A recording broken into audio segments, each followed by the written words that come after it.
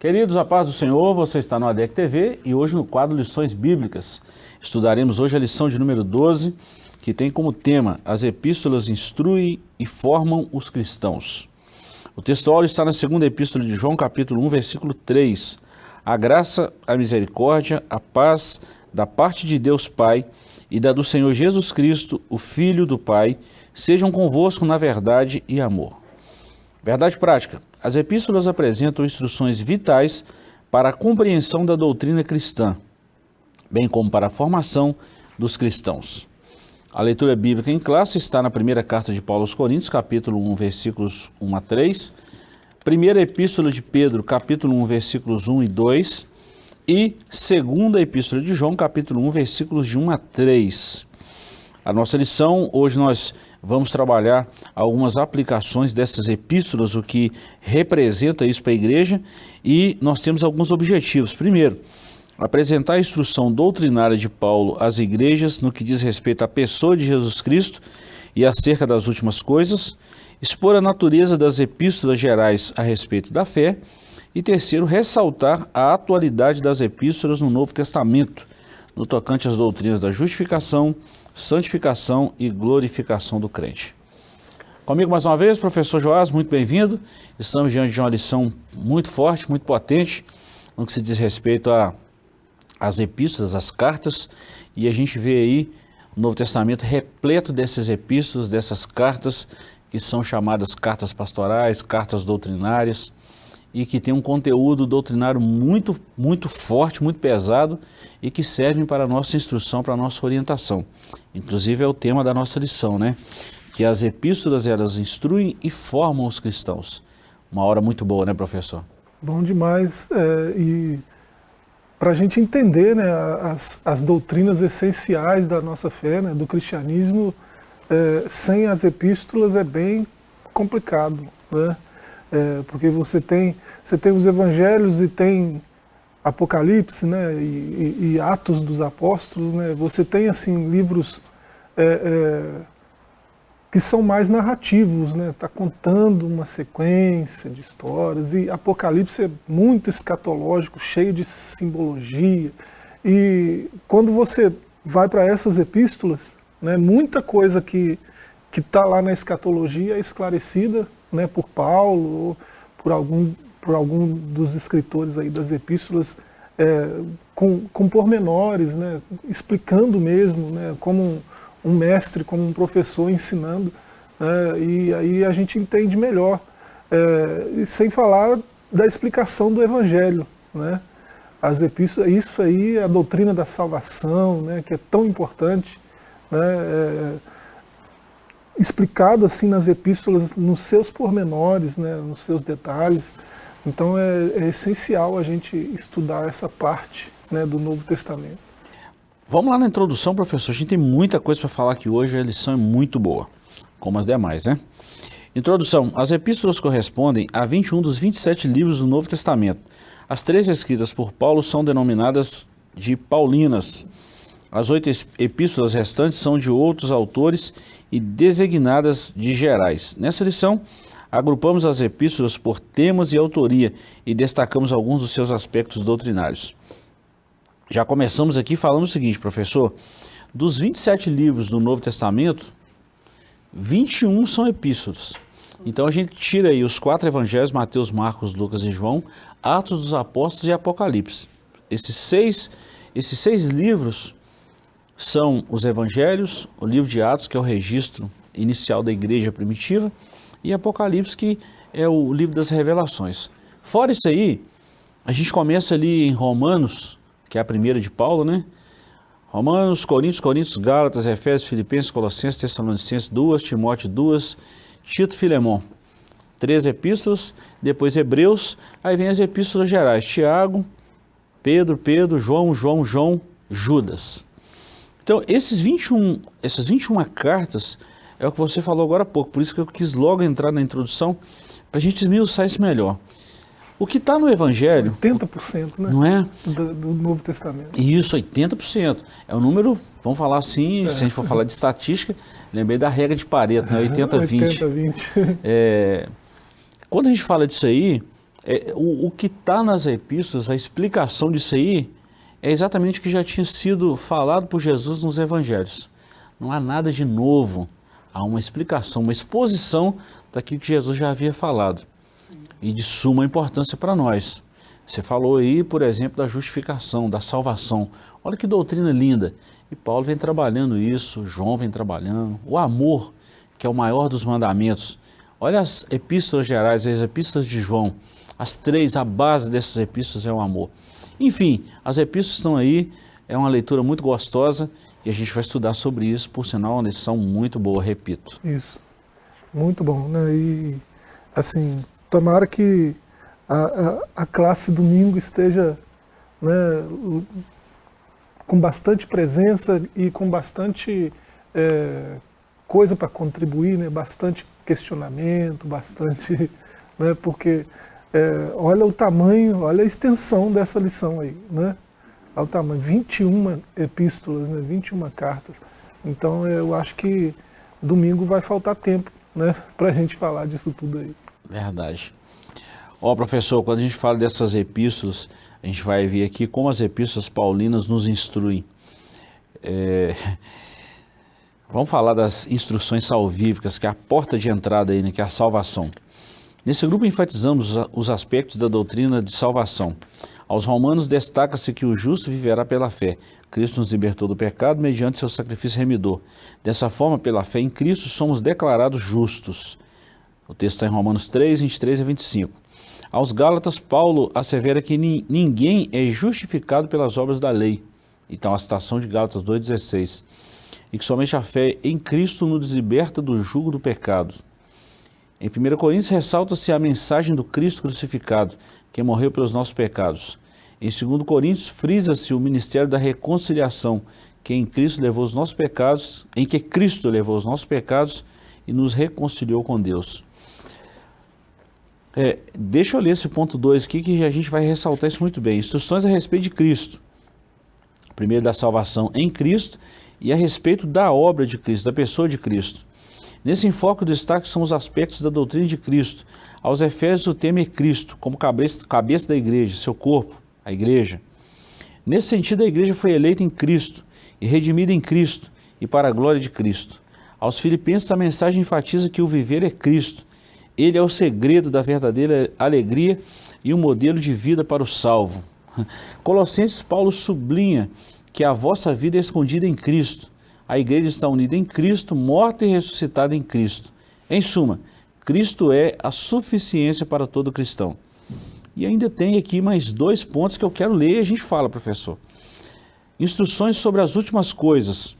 Isso a gente vê em Tessalonicenses 1 e 2, onde Paulo debate sobre a ressurreição, a morte e a ressurreição, e a nossa bendita esperança sobre coisas dos últimos dias.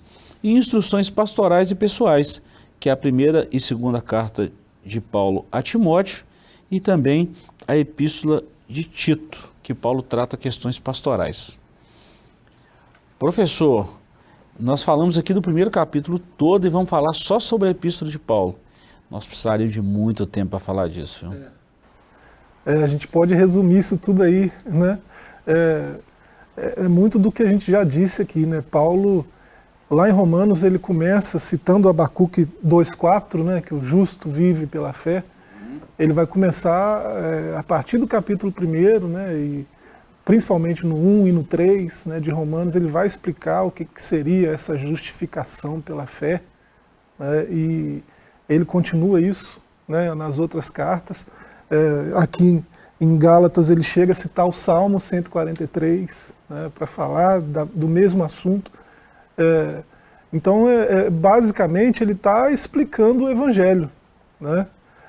De Romanos aí até Colossenses, Paulo está explicando o Evangelho nessas cartas todas, né? E ele está explicando que ninguém é salvo pelas obras da lei, né? Eu não sou salvo pelo que eu faço, né? Eu não sou salvo porque eu obedeço, né? É justamente o inverso. Pela fé salvadora, né, a fé salvífica em Jesus, né, produzida por Ele mesmo, pelo Espírito de Deus, né, implantada em mim. Aí eu creio para a salvação, né? Eu sou declarado justo diante de Deus, né? Pela fé em Cristo. E em Cristo é uma chave, né, para entender essa questão da salvação, em Cristo, né? Há teólogos aí até muito bons, né, que vão pensar um pouco diferente nesse assunto, mas a gente sempre fala isso aqui também, né, entre qualquer nome que você falar aí, né, e a Bíblia, né, a gente fica com a Bíblia. Então é melhor ir para a Bíblia, ver o que a Bíblia está dizendo e ficar, né, amparado nisso que você está lendo ali. Então essa expressão de Paulo, principalmente aí em Efésios, né, em Colossenses, em Gálatas ele usa também, né? Então essa expressão em Cristo é chave para compreender a justificação pela fé, né? Eu sou salvo por estar em Cristo, fazer parte do corpo de Cristo, né? Ser governado pela cabeça, por Cristo que é a cabeça da igreja. Eu vou falar de uma coleção muito boa que nós falamos recente dela aqui, professor. Para quem gosta de ler, a gente sempre fala isso, quase em todas as escolas a gente dá um insight de algum livro.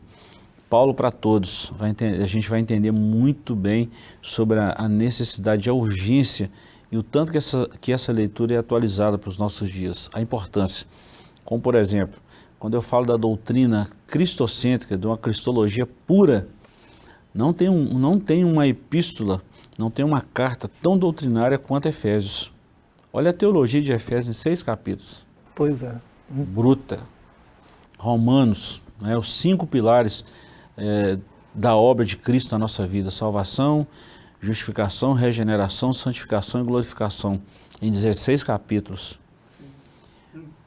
Então, assim, a gente vê o tanto que isso é importante para nós. E nós estamos falando aqui, professor, de uma formação de caráter cristão, né? Sim. Sem falar, né, esse é o assunto mais complexo que Paulo aborda aí nessas cartas, mas depois o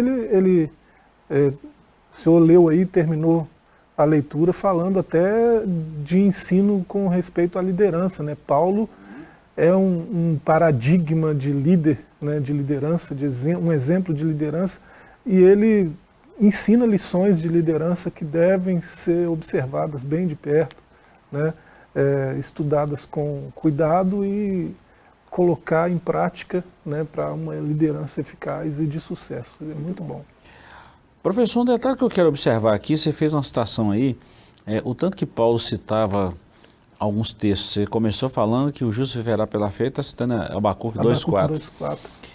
Eu não estou com a minha Bíblia aqui agora, minha Bíblia é toda rabiscada nesses textos, eu sou muito suspeito em falar de Romanos, dei muitos estudos em Romanos recente agora, mas quando Paulo fala em Romanos 3, que é uma citação aqui também, quando fala a respeito de Cristo, da obra de salvação na nossa vida, que tudo está em Cristo, num texto tão pequeno de Romanos 3, quando ele fala da origem do pecado, da pecaminosidade do homem, uma doutrina que nós ensinamos muito, mas não devemos praticar, né? Que é a martiologia. Paulo, para embasar o seu argumento em Romanos 3, ele usa 5 salmos. Salmos 5, 14, 36, o 10 e o 140. E ainda usa Isaías. Mas eu fico impressionado, professor, é o tanto que Paulo e Jesus, eu vou até mudar a ordem, o tanto que Jesus e Paulo citavam os Salmos e Deuteronômio. Então eles vieram explicar algo que já está embasado, ou seja, tudo apontava para Cristo. Por isso que Paulo usa muito essa expressão, em Cristo. Paulo reconhece isso. E ele diz que Cristo é tudo, em todos, né? E se você estiver em Cristo, né, você está salvo, né? Seja em qual tempo você estiver, né, estando em Cristo. É uma chave para entender a salvação, né, que Paulo usa. Muito bom. Professor, e o que a gente pode destacar mais aqui? Por exemplo, tem muita gente que tem medo do Apocalipse. A escatologia, né, nas cartas à igreja de Tessalônica, né, ele fala da segunda vinda de Cristo, ele fala do arrebatamento. Sim, né, com muita propriedade. E ele deixa bem claro aos crentes de Tessalônica que são eventos distintos, né? O arrebatamento é um evento que antecede a vinda de Cristo, né? Ele não diz que Cristo volta e vem buscar, ele diz que a igreja é arrebatada para se encontrar com Cristo nas nuvens, né? Acima das nuvens, nos ares. E ele diz que esses que vão encontrar com ele não antecedem os que dormem, né? Adão, né? Moisés, Abraão, os pais, né? Eles vão ressuscitar e nós vamos juntos nos encontrar com ele nos ares, né? Não é a segunda vinda, né? É o que causa muita confusão, né? Quando se fala da segunda vinda de Cristo, né? Misturar esses dois eventos. Paulo não mistura, é só ler os textos de Tessalonicenses, né? Ele mostra que são dois eventos que acontecem em tempos diferentes. E essa é a nossa grande esperança, né? Nós aguardamos a qualquer momento o soar da trombeta, né? A voz do arcanjo, né? E esse momento que nós, os que estamos vivos, né, estivermos vivos nesse momento, né, nos reuniremos a todos os santos, a universal Assembleia dos Santos, né, a Santa Igreja Universal, Católica, né, no sentido mais amplo da palavra, né, e nós nos encontraremos com Ele. Essa é a nossa grande esperança. E parece que não falta muito tempo, né? Exatamente um tópico que eu ia levantar agora, quando Paulo fala isso na sua segunda epístola aos Tessalonicenses, que ele vai dando algumas características desse tempo do fim. O aparecimento de falsos cristos, falsos doutores, falsos ensinadores. Então ele fala muito do dia do Senhor. Aí sim é um dia de acerto de contas. Isso a gente demanda tempo para a gente explicar isso. Mas Paulo trabalha muito na primeira epístola com relação aos que dormem no Senhor, porque havia uma confusão entre eles. E nesse período ainda havia muito ensinamento dos saduceus que não acreditavam na ressurreição. E era uma doutrina, vamos falar assim, um pouco difundida entre os judeus. E Jesus combateu isso, depois João combateu isso também, Paulo principalmente. E Paulo combate isso na sua epístola aos Tessalonicenses.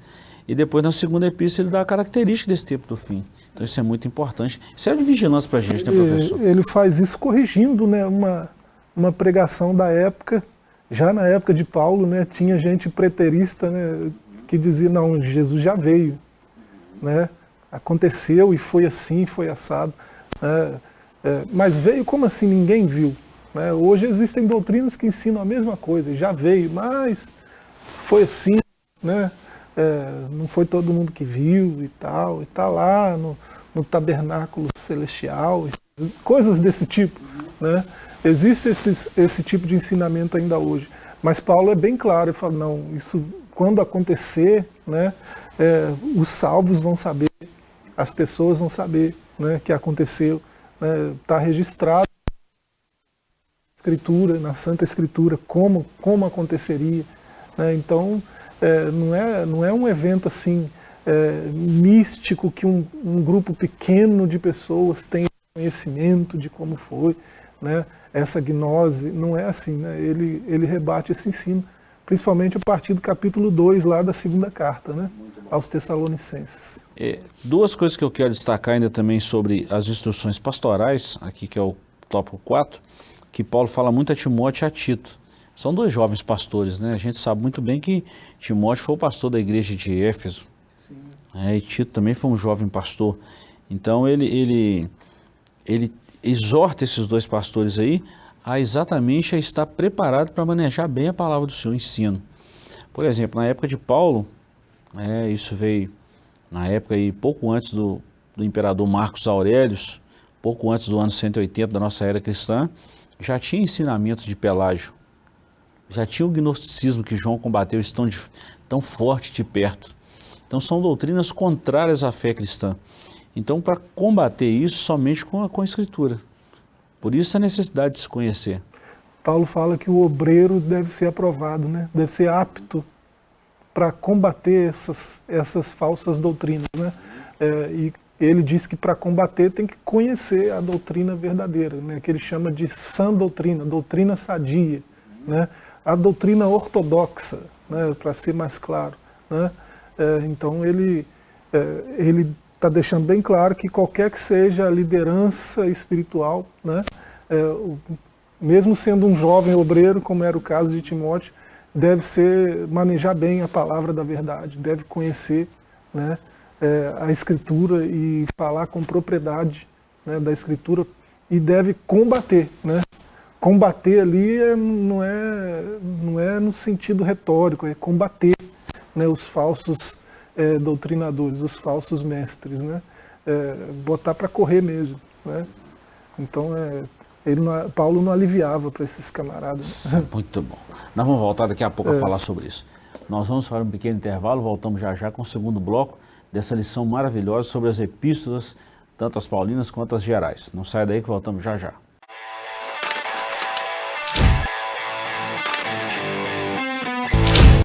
Estamos de volta com o seu ADEC TV e hoje nós estamos estudando a lição 12. Você está no quadro das lições bíblicas e nós queremos ouvir o seu feedback, seu comentário sobre as nossas lições. Mande lá, comente, faça seu comentário e vai ser muito bom ter o seu feedback aí para nos ajudar a somar, a melhorar, e isso é muito bom. Professor, estamos estudando a lição de número 12, as epístolas instruem e formam os cristãos. Nós falamos muito aí das epístolas de Paulo. É impossível em meia hora, 40 minutos, uma hora, esgotar todo o conhecimento, todo o conteúdo das epístolas paulinas. O que nós demos aqui foi uma visão panorâmica delas, né? Sim, e assim, até que deu para ver bastante coisa. Muita né? coisa, muita coisa. Bom, agora nós vamos falar sobre as epístolas gerais, que também são epístolas substanciais para a nossa vida. As epístolas de Pedro, que é o ponto 1, as epístolas de João e as outras epístolas. Então nós vamos trabalhar aí mais essas epístolas. Ponto 1, as epístolas de Pedro. 1 Pedro aborda o sofrimento cristão. Ela ensina que as provações fortalecem a fé, que é preciso santificar-se, suportar os agravos, alegrar-se nas aflições. Assegura que o próprio Deus é quem aperfeiçoa, confirma, fortifica e estabelece o crente fiel. Eu vou dar algumas citações do que eu falei. 1 Pedro 1,6, 1 Pedro 1,7, 1 Pedro 1,15, 1 Pedro 2,19, 1 Pedro 4,13 e 1 Pedro 5,10. Já em 2 Pedro, a mensagem faz alerta aos ensinos dos falsos mestres, tais como negar a divindade e a segunda vinda de Cristo. Isso é problema. Pedro contesta tais heresias, ratifica que Jesus é o Filho de Deus, anima a igreja a manter-se imaculada até a volta do Senhor. Algumas citações disso aí, 2 Pedro 2, 1, 2 Pedro 2, 4, 3, 4, 2 Pedro 1, 16, 17, 2 Pedro 3, 14. As epístolas de João. 1 João adverte sobre o falso ensino que negava a encarnação de Jesus, gnosticismo, e as demais heresias gnósticas. Explica que o salvo deve viver em comunhão com os irmãos, afastar-se da prática do pecado, amar uns aos outros, vencer o mundo por meio da fé. 2 João, as heresias do docetismo e gnosticismo são novamente refutadas. A igreja é exortada a perseverar na doutrina de Cristo. 3 João, ela destaca a fidelidade de Gaio e Demétrio e a reprovação do mau testemunho de Diótrefes. São pessoas citadas aí. E tem as epístolas gerais. Tiago, né, aos Hebreus, que também são consideradas essas epístolas gerais. Hebreus fala da superioridade de Cristo e Tiago fala que a fé sem as obras é morta. Bom, professor, em pouco menos de 40 minutos nós falamos de todas as epístolas, uma visão panorâmica, falamos muita coisa. Agora vamos dar uma esmiuçada nisso aí. As epístolas de Pedro, né, das gerais, assim, elas trazem um destinatário bem específico, né, 5 regiões ali, né, das províncias romanas, né, onde cristãos, principalmente cristãos gentios, né, estão ali espalhados, né, nessas províncias, e fica claro assim que eles estão passando por bastante sofrimento por obedecer, né, a palavra de Jesus. Né, estão sofrendo bastante perseguição, né, e as cartas são para animá-los a perseverarem na doutrina verdadeira, né, a permanecerem obedientes à palavra de Cristo, né, e a combater os falsos ensinos também. Né? Você vê todas essas cartas que nós comentamos aí, todas elas tocam no ponto né, da falsa doutrina, né, dos falsos mestres, dos ensinamentos falsos, né, que Paulo e esses outros, Pedro, né, João, eles combatem as mesmas heresias com a mesma veemência, né? Heresias que tocam na divindade de Cristo, né, na encarnação, né, e assim, são heresias bastante antigas, né, que perduram até hoje, não sei como, né? Se Paulo já combateu, se Pedro já combateu, né, por que isso não morreu lá, né, por que isso permanece até hoje, né, por conta da ira que o inimigo de nossas almas tem, né, contra a verdadeira doutrina, né? Ele investe tempo, né, tentando desfazer a verdadeira doutrina, tentando disfarçar ela, né, tirando dela o sentido, né, que Deus colocou nela, né? Então ele empreende esforços e desde o Éden, né, para desfazer a verdade de Deus, a palavra de Deus, né, tirar a palavra de Deus do sentido que Deus deu a ela, né? Então é recorrente em todas essas epístolas, né, o combate às heresias, né, e o reforço da doutrina sadia, né, da doutrina ortodoxa, né, da verdade da Escritura. O que eu destaco nisso aí, professor, é a necessidade da gente conhecer. Sobre o ensinamento de falsos mestres, falsas heresias, essas heresias que vêm por aí, né, não é falsa heresia, das heresias, que a heresia já é falso mesmo, mas quando a gente fala, por exemplo, nas epístolas gerais, um tratado sobre esses falsos mestres, segundo a Pedro 2, o capítulo inteiro, Pedro trata disso. Quando a gente olha, por exemplo, as epístolas gerais, a gente vê aí Judas, um capítulo só, poucos versículos, ele cita a profecia de Enoque, fala da discussão entre o arcanjo e Satanás sobre o corpo de Moisés. Olha a briga pelo poder. Nós estamos falando de poucos versículos. Olha como ele trata essas vãs filosofias. Fala da autoridade de Jesus, né? O próprio arcanjo Miguel, né, quando contendia com Satanás, o Senhor te repreenda, ele usa o nome do Senhor, né, para repreender. Então é muita coisa. O poder que há no nome do Senhor, né? E Pedro vem tratando dessas questões assim espirituais. Pedro cita Paulo. Quando a gente olha Tiago, a gente fala do nosso relacionamento como cristão aqui, humanos, o tanto que as obras, né, elas precisam estar ali lado a lado com a fé. Tiago é bem prático, né? Prático. Eu sou salvo. A minha alegria está em Cristo, coisa que Pedro dizia também, né? Verdade, Você citou verdade. aí capítulo 4 de Pedro, né? Verso 13, né? Que ele fala que a nossa alegria é Cristo, a gente deve se alegrar em Cristo, né? E Tiago, trazendo esse contexto, né? Nós estamos em Cristo, Ele é a nossa alegria, Ele é a razão da nossa alegria, né? E a gente, com as nossas atitudes, a gente deve fazer jus a essa verdade. Eu sou de Cristo, então eu devo agir como tal, né? Seria incoerente dizer que estou em Cristo, né, e aborrecer o meu irmão, né, e tratar mal todo mundo, né, e não me comportar como alguém que segue as pisadas de Cristo. Então, não há contradição entre Tiago e Paulo, por exemplo, né, como alguns tentam argumentar. Né, eles estão falando a mesma coisa. Né?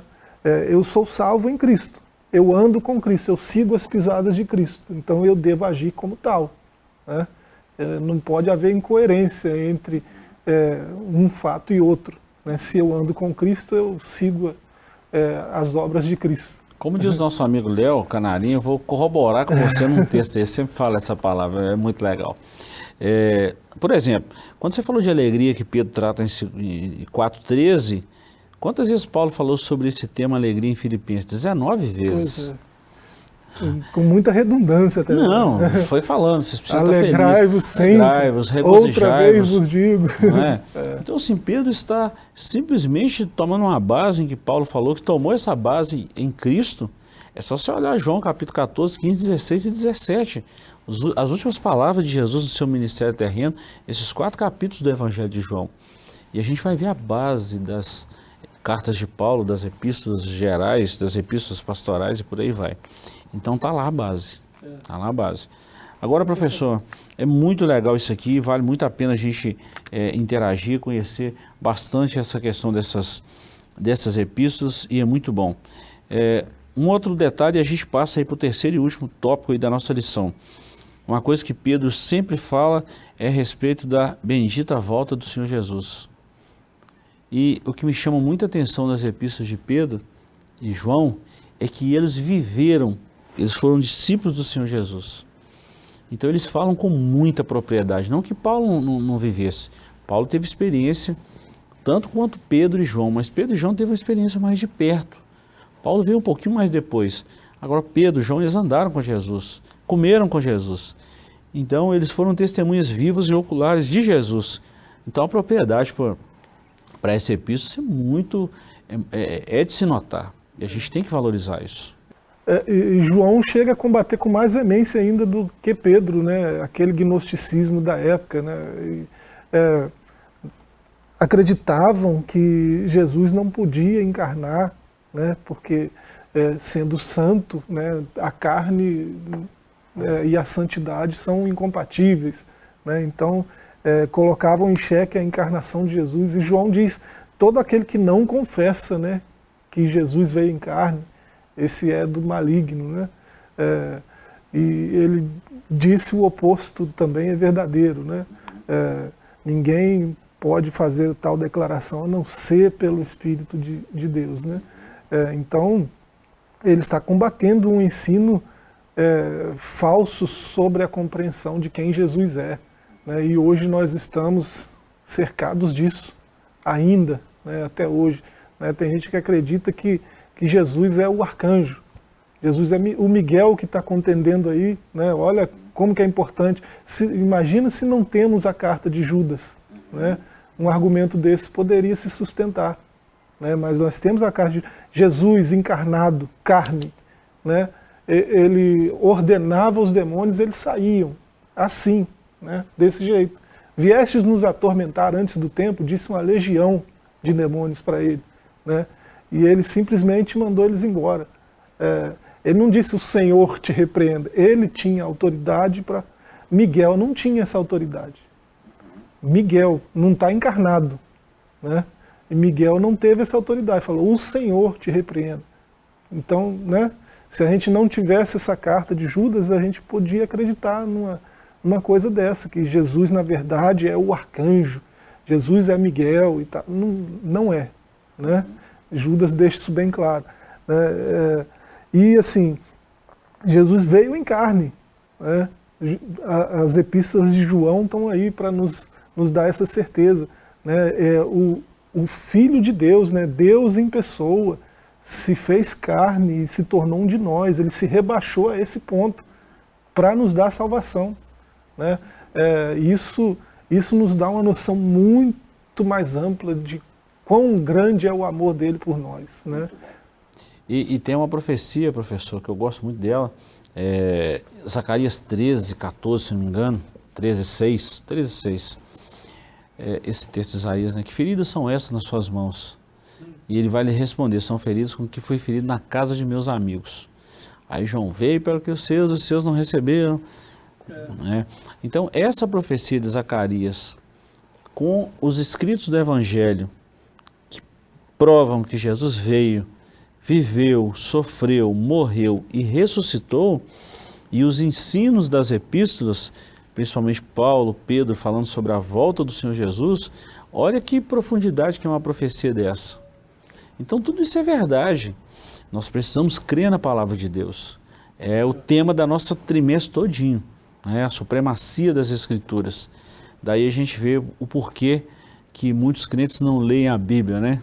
Olha a investida de Satanás para que nós não tenhamos acesso a essas informações.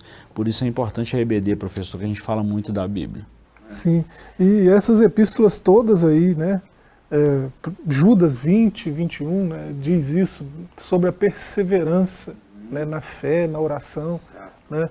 É por isso que nós temos a Escritura, é por isso que Deus inspirou esses homens, por isso que Deus preservou esse texto, né? Por isso que Deus manteve esse texto livre de erros, né? Livre, né, de erros de qualquer espécie, né? Para que nós tivéssemos a verdade de Deus à disposição, né? Para o nosso conhecimento, né? Para que a gente estivesse firmado nessa verdade, né? E para a gente poder perseverar.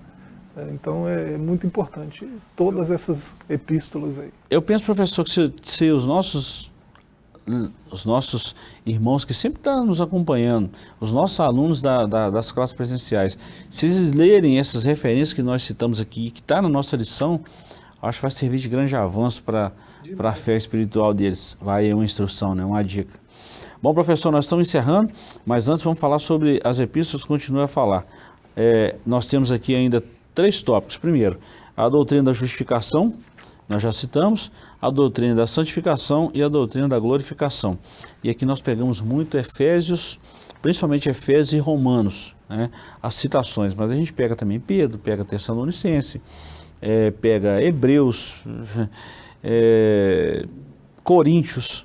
Então a gente vê aqui que essas doutrinas falam da salvação, santificação e glorificação. Isso são estágios na vida do crente e que todos nós precisamos passar por isso. São doutrinas amplamente divulgadas na Escritura, né? Desde o Antigo Testamento, aliás, né? Diga-se de passagem. Né? Boa, boa. Mas principalmente nessas epístolas que a gente está estudando. A gente fez alguns programas, né, nos anteriores aí do Conexão Teológica, né, tratando sobre esses assuntos. Vale a pena garimpar o YouTube aí e conferir. Né? A gente falou sobre todos esses aspectos aí, a justificação, a santificação, a regeneração, né? A glorificação também.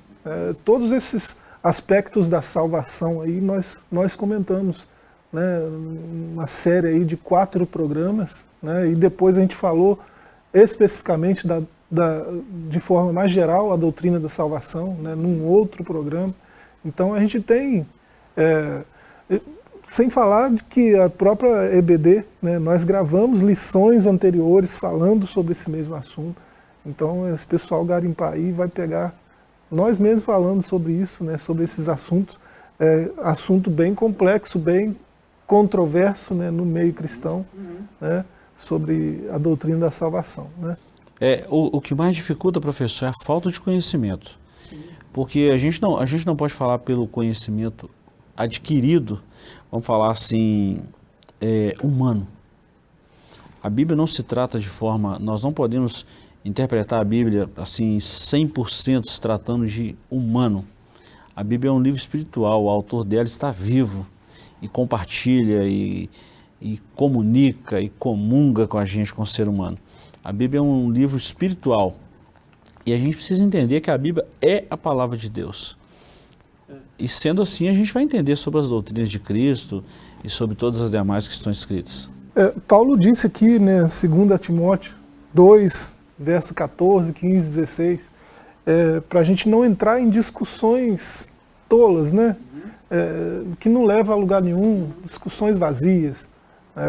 E a gente tem tanta confusão nesse assunto, salvação, né, doutrina da salvação, né, principalmente a mecânica da salvação em si, né, a gente tem tanta controvérsia por causa de debates vazios, né, pontos de vistas diferentes que são ressaltados e enfatizados, desprezando o que a Bíblia está dizendo, né, e aí ocorrem equívocos, né, dos mais dos mais bobos, né, usando a nossa linguagem mais comum aí, até os mais complexos, né, e assim tudo vai por causa desse ponto que a gente está sempre falando aqui desde o começo aqui, né, a gente acaba dando muita ênfase ao que o homem está falando, né, então eu vou para o que Matthew Henry disse, para o que Champlin disse, para o que Calvino disse,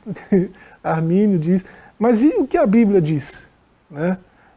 entre Armínio e a Bíblia, entre Calvino e a Bíblia, entre o Champlin e a Bíblia, né, entre o pastor Gilberto, o pastor Eliseu, o professor Joás e a Bíblia. Né, fica com a Bíblia. Exatamente. Então não é ponto de vista. Vai para a Bíblia, o autor está pronto para iluminar, para até revelar o que está escondido. Tem coisa escondida na Bíblia, o autor está pronto a revelar, né, para aqueles que buscam. Então não era para ter essas confusões todas, né, no nosso meio. Nós não podemos suprimir o primário em função do secundário. Isso. É o que tem acontecido hoje. Esse né? é o ponto. E a gente não pode. A raiz primária ou a fonte primária de todo conhecimento, ele precisa partir da Bíblia. Tem que ser a Bíblia. Então qualquer comentário, qualquer mensagem, qualquer palavra que fere a Bíblia está errada. E é isso que os autores vêm refutando, vêm falando, vêm ensinando. Essa é a mensagem que a igreja passa também através da Bíblia. Isso. Bom, pessoal, nós chegamos ao final de mais uma lição. Professor, quero te agradecer pela companhia mais uma vez. É sempre bom você estar com a gente aqui. E quero agradecer a todos os nossos irmãos e amigos que têm nos acompanhado. Prometemos voltar na próxima semana, se Deus quiser. Então, até lá, um forte abraço e nos vemos na próxima semana.